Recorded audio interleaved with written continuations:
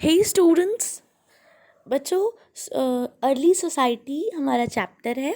इसमें हमने stone age के बारे में आपको कल बताया था कि स्टोन एज को हम लोग 3 पार्ट्स में डिवाइड करते हैं: palaeolithic age, mesolithic age and neolithic as.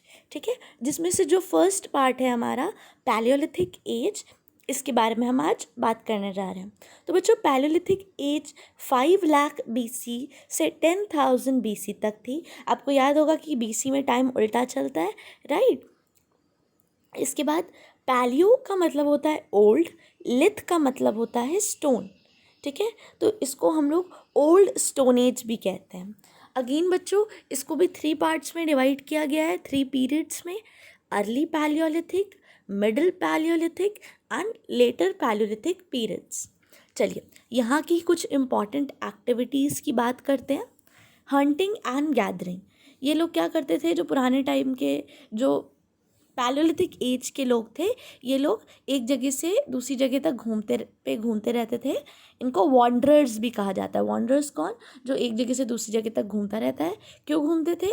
Animals और फूड की सर्च में। ठीक है, कैसे रहते थे ये? हंट करके और गैदर करके। गैदर मतलब होता है इकट्ठा, तो शिकार करते थे और चीज़ें इकट्ठा करते थे।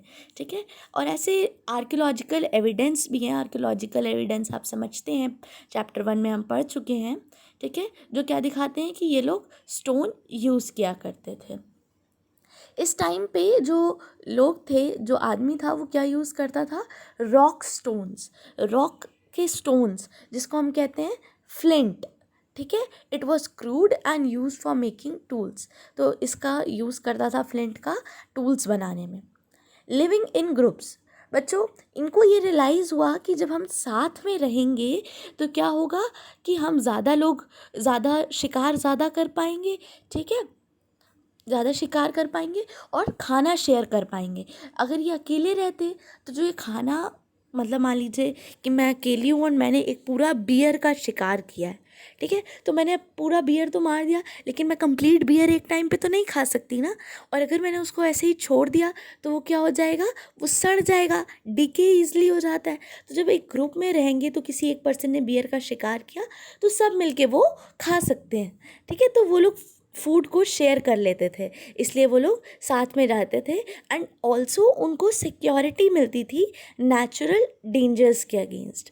ठीक है, फिर कुछ छोटे ग्रुप थे, ग्रुप के मेंबर्स आपस में कोऑपरेट करते थे, अच्छे से रहते थे एक साथ में।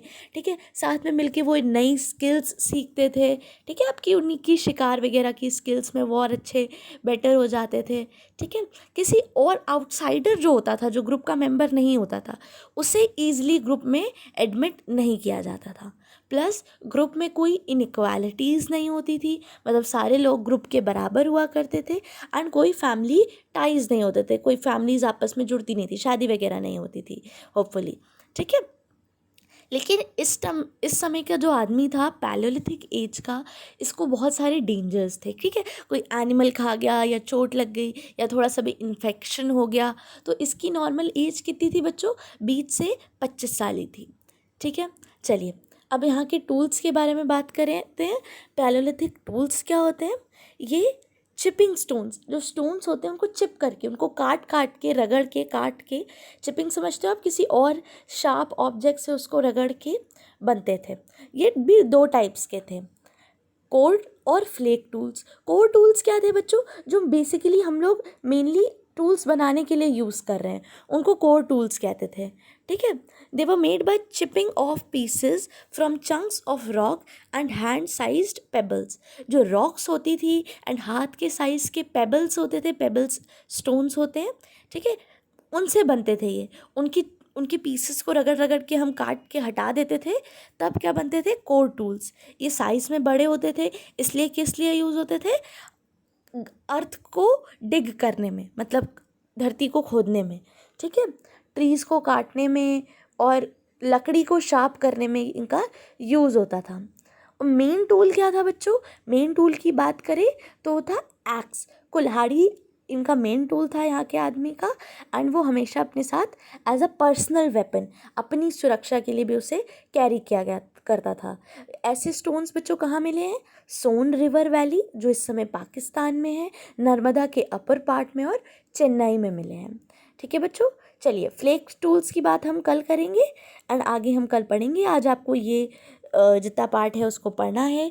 कोर टूल्स क्या होते हैं ये बताना है, फ्लिंट क्या होता है ये बताना है, एंड जो पैलेलिथिक एज को कितने पार्ट्स में आगे डिवाइड किया गया है ये आपको असाइनमेंट में बताना है।